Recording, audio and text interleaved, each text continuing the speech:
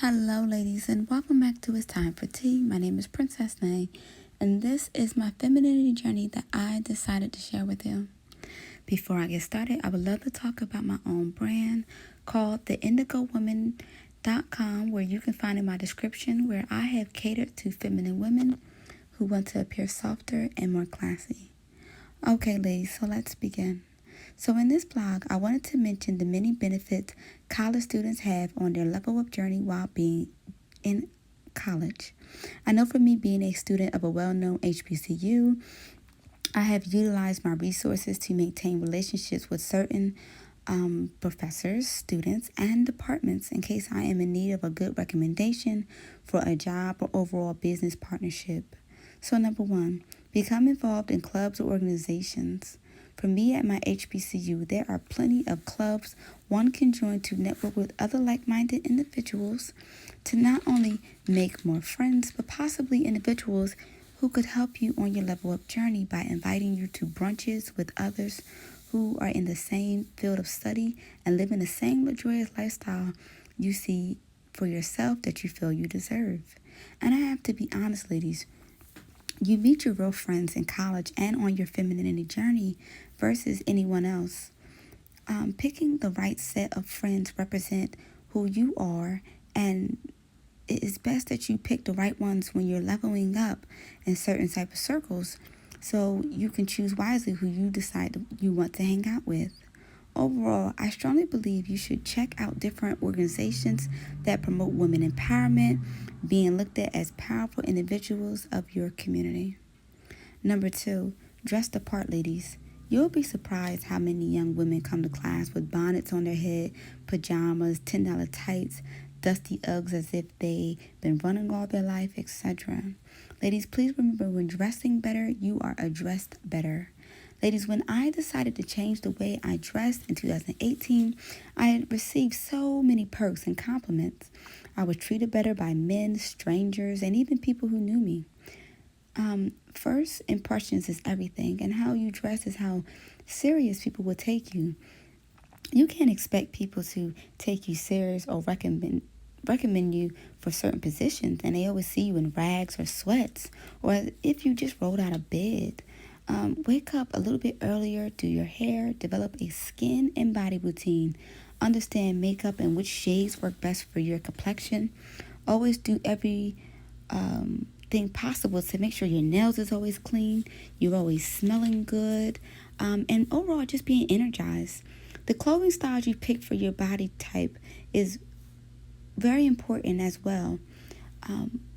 Once you're attending classes, because you never want to attend class with too short shirts on or skirts or anything that just isn't ladylike. And this goes for women of all ages, even women who are currently working at colleges. Number three, build self-confidence amongst your professors. I believe we all had a professor who did not seem the most friendliest, so never be afraid to raise your hand to ask questions for a better understanding, or schedule a meeting to talk privately about receiving extra help to pass an exam. For me, I was never afraid to ask for help, for the simple fact, if I ever needed it, I was going to do everything possible to make sure that I passed all my classes and maintain a high GPA score to graduate in a timely manner. I take my classes very seriously, and I do not play when it comes to me passing them. Overall, make sure you do your own research outside of your advisors of how many classes you have to take to graduate. Learn about all economic scholarships that is for your GPA level, and loans, and also grants. Number four, stay away from boys. I am more than aware there are fine young men on campus, but unfortunately, a lot of the relationships aren't serious, and being caught up in a relationship can put a lot of damage on your reputation around campus. Now, I am not saying you can't find love in college, because it happens all the time. But what I am saying is that finding love should not be your number one priority. Never allow anyone to distract you enough that you aren't completing your assignments, you're missing class, or being whored around the campus.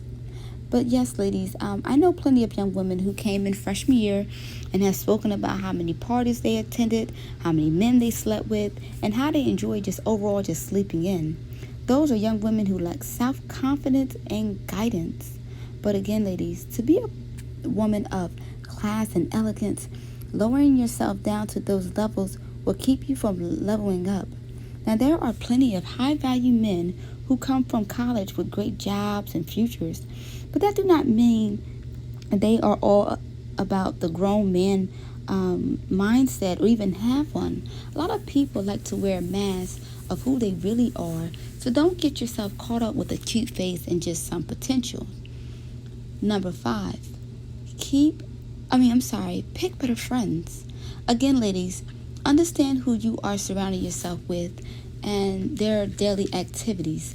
And as I mentioned before, if you're interested in attending brunches, classy restaurants, classy events, being invited to networking opportunities that is beneficial for your career choice, being around the wrong people is not a good look. Stay away from any type of hood events that is surrounded around violence, fighting, women fighting each other, calling each other the B word, overly loud, no couth, dressing as if they are looking for attention, etc. We as women are better than that and should not be associated with anything that is seen as beneath us. That's habits of a low-value woman, and that is not you. Number 6, walk around with high self-esteem and stand with pose. I have seen women sitting with their legs open thinking it's a fashion statement, but in reality, it isn't. Standing and walking around like a lady gains you a lot of respect and allows you to stand out amongst other women. When standing, you're supposed to understand the importance of having a healthier posture for your body type that is beneficial for your spine so you won't be paying for it later in life. Always make sure you keep your head high, chest out and up to prevent slouching or falling down while sitting. Stomach in, shoulders down to appear softer versus more masculine. Both knees and feet should always face forward, arms close to the body, hands should be folded, legs crossed while sitting. And it's always just a good idea to keep the weight on your leg and bend the other when standing for a picture or a video.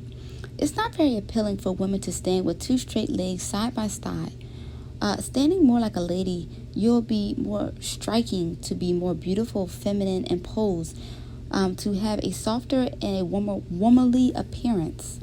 By the way, I never recommend women to scoot into a car. Simply slide in and tuck your feet in, and at the same time, in addition, using that same logic to get in and out of the car. But that is all for today, ladies, and I hope that you follow me on Instagram at Call Me Princess Nay and on my Femininity page at The Goddess of Femininity.